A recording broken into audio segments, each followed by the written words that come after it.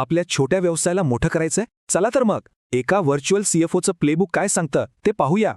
अनेक व्यवसाय 50 लाखांच्या टर्नओव्हरवर अडकतात. इथून पुढे जाणं एक मोठं आव्हान असतं.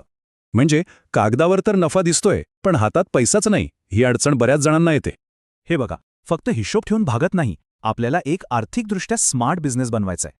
आणि सुरुवात एका सोप्या तत्वाने होते. आधी स्ट्रॅटेजी नाही, आधी एक पक्की सिस्टम हवी. म्हणूनच या प्रवासाची सुरुवात होते ती एका मजबूत ऑपरेशनल पायापासून. हेच पहिलं पाऊल आहे. बघा, एका बाजूला विखुरलेली सिस्टीम, गोंधळच गोंधळ, आणि दुसरीकडे एक चांगली प्रणाली जी स्पष्टता आणते. चार्ट ऑफ अकाउंट्समुळे प्रत्येक व्यवहाराची नोंदणी व्यवस्थित होते. पैसा कुठे जातोय हे लगेच कळतं. एकदा का हा पाया मजबूत झाला की आर्थिक कामांवर नियंत्रण मिळवणं खूप सोपं होतं. जसं की जीएसटीचं पालन, कॅशवर नजर ठेवणं आणि खेळत्या भांडवलाचं योग्य नियोजन. जीएसटी पालन हे वेळेवर होतं म्हणजे शेवटच्या क्षणी होणार